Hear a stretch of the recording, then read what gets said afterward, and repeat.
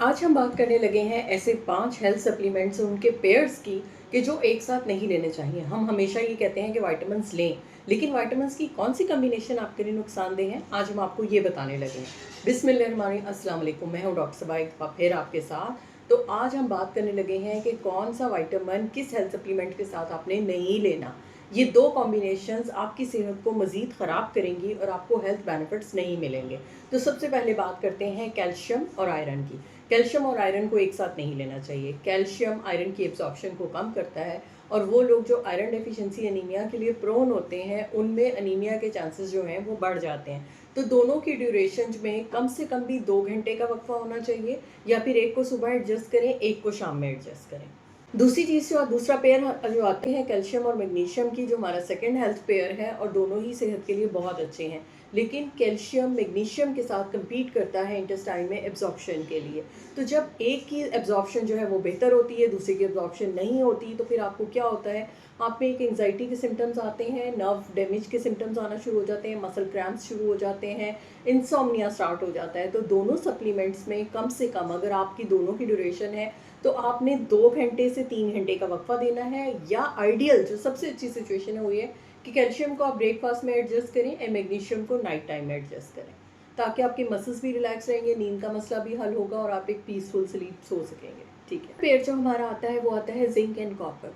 Zinc और copper दोनों आपस में अगर एक जगह पे मौजूद हैं तो उनका भी यही हाल है कि वो इंटेस्टाइन में एब्जॉर्प्शन को एक दूसरे के लिए कम्पीट करते हैं और एक दूसरे के लेवल्स को कम कर रहे होते हैं। तो आम तौर पे जो है कैल्शियम की एब्जॉर्प्शन बेहतर हो जाती है एज़ कम्पेयर टू कॉपर, और जब कॉपर की एब्जॉर्प्शन नहीं होती तो आपकी मेमोरी के इशूज़ स्टार्ट हो जाते हैं, आपकी नर्व डैमेज के इशूज़ स्टार्ट हो जाते हैं, आपके जिस्म में टिंगलिंग, नमनेस, और उसके साथ साथ आपके आरबीसी इफेक्ट होना शुरू हो जाते हैं। तो दोनों सप्लीमेंट्स अगर आपके किसी एक जगह के ऊपर आप दोनों चीज़ें ले रहे हैं तो काइंडली इनको दोनों को अपार्ट कर दें। टाइमिंग ड्यूरेशन में 4 से 6 घंटे का वक्फा दे लें, या एक को मॉर्निंग और एक को नाइट पे एडजस्ट कर लीजिए, तो आपको बेहतर रिजल्ट्स मिलेंगे। फोर्थ पेयर जो हमारा आता है वो सबसे कॉमन पेयर है, वो आता है विटामिन सी एंड बी 12 का।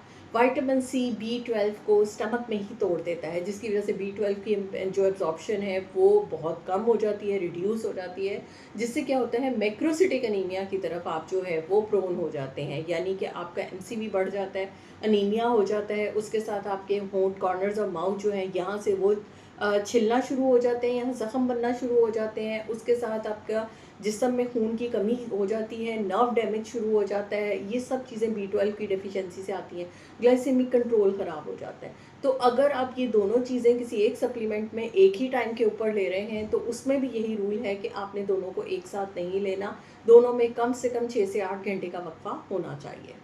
अब अगला पेयर जो हमारा आता है वो आता है जिंको बाइलोबा और उसके साथ फिश ऑयल।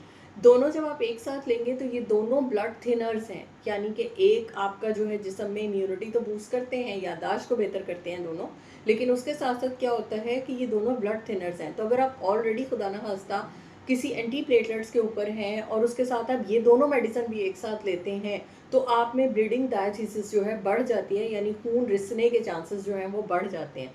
तो दोनों को अगर आपने लेना है तो आप इनमें भी 6 से 8 घंटे का वक्फा जो है वो डालेंगे और टाइमिंग्स इनकी चेंज करेंगे। तो ये थे वो हेल्थ पेयर जो मैंने आपको बताए हैं कि विटामिन्स लेना अच्छा होता है, लेकिन हर कॉम्बिनेशन हर साथ लेना वो ज़रूरी नहीं होता। हम कोशिश ये करते हैं कि हमें बहुत ज़्यादा एनर्जी मिले तो हम एक साथ ले लें, लेकिन उससे हमें बेनिफिट की बजाय नुकसान होता है। तो अगर आप इन बातों पे अमल करेंगे तो आप बेनिफिट भी लेंगे और आप एक हेल्दी लाइफ भी गुजारेंगे। तो फिर मिलेंगे किसी नई वीडियो के साथ, तब तक के लिए अल्लाह हाफ़िज़।